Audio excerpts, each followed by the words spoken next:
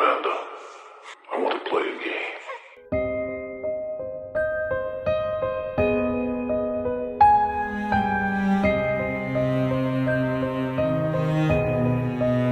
Hey horror freaks, welcome back to my channel. My name is Amanda. As you can see from the title, today's video is my full review with spoilers of 28 Years Later. This is the third installment in the 28 Days Later film franchise and is the first of an upcoming trilogy. Now, as always, all my reviews are with spoilers, but if you don't want them just to see if this was worth it or not, on the description box down below, there you're going to find the link of my spoiler-free review that is always available on my website because I like to give you guys the two options. And giving that quick disclaimer, let's get into the video. Directed by Danny Boyle, 28 Years Later follows a group of survivors of the rage virus live on a small island. When one of the group leaves the island on a mission into the mainland, he discovers secrets, wonders, and horrors that have mutated not only the infected, but other survivors. And to quickly summarize it, 28 Years Later opened with a flashback of the initial rage virus outbreak where a young boy named Jimmy escaped his infected family in the Scottish Highlands and he is given by his father a gold crucifix necklace. 28 years later, Great Britain is quarantined and a survivor community thrives on an island protected by a tidal causeway. Among them is Jamie, his wife Isla, who currently suffers from an unknown illness, and their son Spike. During the first trip of Spike to the main island with Jamie, they encountered an evolved infected that are known as alphas. After a difficult escape back to the island, Spike learns of Dr. Kelson, a mysterious mainland doctor whom the villagers avoid. Delusioned with his father after caught him cheating, Spike secretly takes his mother to the mainland, hoping Kelson can cure her. On the mainland, Spike and Isla are rescued from the infected by Eric, a Swedish naval survivor. They witness an infected woman give birth to an uninfected baby, after which Eric is killed by another alpha. Kelson arrives, saving Isla, the newborn, and Spike, and takes them to his refugee that is a temple made of sterilized bones. Kelson is able to diagnose Isla with terminal cancer, and at her request, she gets killed by him peacefully. After she dies, Spike takes her skull and places it at the summit of the temple. After another close encounter with the Alpha, Spike decides to stay in the mainland. He leaves the newborn at the village gate with a note for Jamie, then ventures further into the mainland. Jamie, seeing the note, he is unable to leave the island due to the high tide that covers the only path between the island and the mainland. At the end, Spike is saved from a group of infected by a cult of survivors, led by a man named Jimmy, who wears a crucifix necklace, just like the boy at the beginning, because that is who it is. And that is how the film ends. And now getting into the review. As someone who likes both 28 Days Later and 28 Weeks Later, that has one of my favorite opening scenes in horror, I was excited to watch not only this third film in the series, but the first of an upcoming trilogy. Unfortunately, this watching experience wasn't what I was expecting. As I'm filming this video, 28 Years Later currently has 91% on Rotten Tomatoes. The audience score is not out yet, but what I can sense are the comments and the reception of this video. I'm not gonna lie, I'm a little bit scared of saying my honest opinion because this is 100% honest. The last thing that I will do is sitting down here and start to lie about my opinion. This is my true opinion about the movie. I didn't enjoy it and I didn't like this movie at all. Still, I am not going to be harsh and I still found some positive aspects, but on a general note, no, I didn't like this film and I didn't enjoy it at all. 28 Years Later has one of the best trailers of a horror movie that is going to be released this year, but I have to say that it's extremely misleading. It doesn't give away the rest of the movie, it only has like the first 20 minutes, I could say, but it misleads in terms of the tone. The film doesn't follow the usual structure of the first two films and instead tries to bring more focus to the narrative, pushing the infected and the virus to the background. And I don't have a problem with this change, but rather with the execution. The HBO adaptation of The Last of Us, and I am only going to be talking specifically about the first season, has the characters as the main focus of the story, and the side plot are the horror elements and the infected. Here, they are trying to do the same, but unfortunately for me, it didn't work. I found myself bored with the story. I didn't really care about the characters or what was going to happen to them, and I found the visual aspect a little bit odd. With the change of focusing more on the characters rather than the virus, the film is able to bring a story that focuses on humanity and death and the loss of the innocence, bringing an unexpected emotional twist. But unfortunately, some aspects fell short for me, with the exception of the final moment of Isla and Spike. When they meet Dr. Coulson, he is the one that brings this philosophical aspect to the situation and humanity and the fact that all of them are going to die. He has come to the terms that he's going to die, and he has accepted that, and he's living very peacefully. After him expressing his point of view on the situation, he tells to Isla that she has terminal cancer, and he has to explain to Spike that there is nothing that he can do. And now with this new perspective of the situation, Isla embraces death with open arms, and she says goodbye to Spike, and she dies peacefully. And this changes Spike forever. His character development is noticeable and frankly is a huge improvement. He passed from being a young boy that his nickname should be I don't know, because the amount of times that he says I don't know is I should have started to count at some point, to a boy that is ready to face the world. His relationship with his mother felt genuine. He is sacrificing everything for her. He willingly took her out of their safe place because he thought that there was a chance for her to get better. Of course, he doesn't fully understand the situation. And she even tells to him that she suspected that she had cancer. And their farewell is sad, but at the same time beautiful. This is the only moment where I felt that I connected with the characters and I felt sorry and I care about them. A beautiful scene, is well made, and I think that a lot of people can agree on that. So this was a moment that I did like it. You can see the development of Spike. You can see how she has accepted death, but with now a new perspective thanks to Dr. Coulson. For me, this is a key moment of the story in terms of the emotional side that they're bringing. Now going to the visual aspect. There's a lot of B-roll, mostly at the beginning of the movie. I am still trying to find a reason why it was put on the film. I can understand a little bit at the beginning, but there are moments where the B-roll is being shown, but it didn't really make a difference in terms of the scene and the context. So there were a lot of B-roll that I was like, why are you putting this here? And what I think that is my biggest issue, the editing is so odd. This film has so many camera angles that I didn't understand.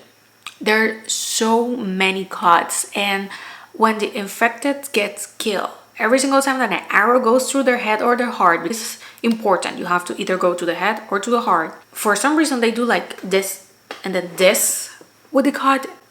Why are you doing that? And they do that so often. It's not like they do it once or twice. No, they do it a lot. To the point that I was like, who did this? Why? What is the reasoning behind doing this? Because for me, it took me out. I had a hard time like getting myself into a story. I never did. Now, and in case that you don't notice, the film was primarily shot with iPhone 15 Max, while also using action cameras, digital film cameras, and drones. And I have to say that this is noticeable, but I don't mean that as a compliment. You can really tell there is a difference in terms of the quality, and you can tell the difference between which ones were probably done with the iPhone and which ones were done with a different camera. I had to do my research, and I did found an interview that the director did, and I have a quote about this specifically, and I quote, "We thought we benefit from the unique that the first film," I don't know if they wanted to say film, but here says film, "created about the speed and velocity, the visceral aspect of the way the infected were dissected. If you're on a widescreen format, they could be anywhere. You have to keep scanning, looking around for them." Really. So for me, the way that I see it is that they wanted to do wide and to like make you having to look on the side. And you know what? That's cool. But the way that it looks at the end, I feel that it was a questionable choice. Definitely the way that it is edited, this whole film, it's weird and it wasn't enjoyable. It made the film overwhelming, but not in a good way, because sometimes films can make you feel overwhelmed, but it's part of it.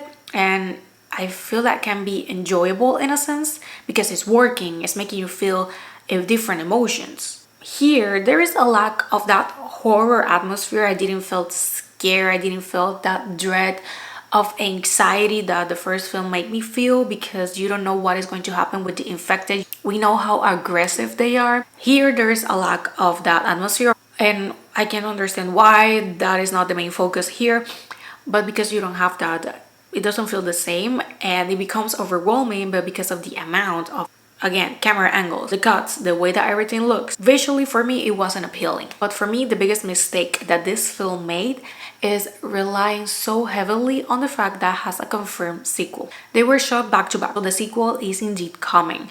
It's coming on January 16 of next year, but because it is confirmed, the film leaves so many details and so many aspects of the story without an explanation.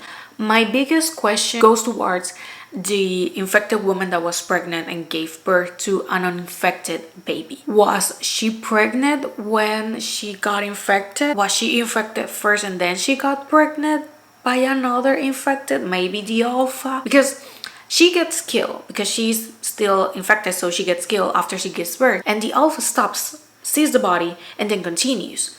And brought me the question, so the alpha is supposed to be the leader of this group. In 28 years, they have evolved. So that means that there is a possibility that they have the instinct of reproducing again, and maybe it's the alpha the one doing it. So he got this infected woman pregnant. Is there a possibility? Or if this is going to be similar to The Last of Us, she got infected when she was pregnant, so they have to take out the baby, but the baby becomes immune to the virus. There are possibilities here. I am hoping to get the answer. Also, Dr. Kelson. We can understand a little bit why no one wants to get close to him, but at the same time, what is his full story? He's the only doctor that we know, because something about the island is that there are no doctors, so that's why no one can say what Isla has. That's why nobody knows, and that's what pushes Spike to get out once he realized that there is a doctor out there. And we also know that there are other groups of survivors on the mainland. There's a lot of things that I do want to know, but at the same time, the film didn't left me that feeling of, yes, I want to know. But there are indeed a lot of questions that I do want the answers.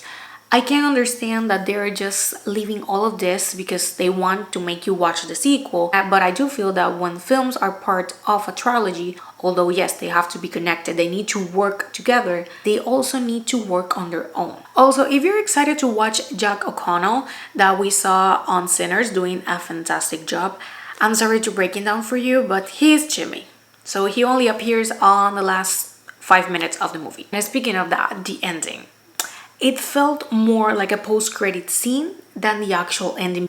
It takes a turn and it switches the whole atmosphere of the movie and it's random. The group appears and they start doing ninja stuff and killing the infected, but then we have some odd music on the background and the way that they look, it doesn't really help. So it's like, what the hell just happened? What the hell I just watched? Honestly feel that they could have put that scene as a post-credit. I have read people saying that they liked that scene. I have read people say that they didn't. But in my case, I didn't really like it. And I don't want you to think that the problem for me is that they changed the focus, being more on the emotional side of the characters rather than the virus. No, actually for me, that was a great idea. Changing the focus, that's fine. My problem is how they did it.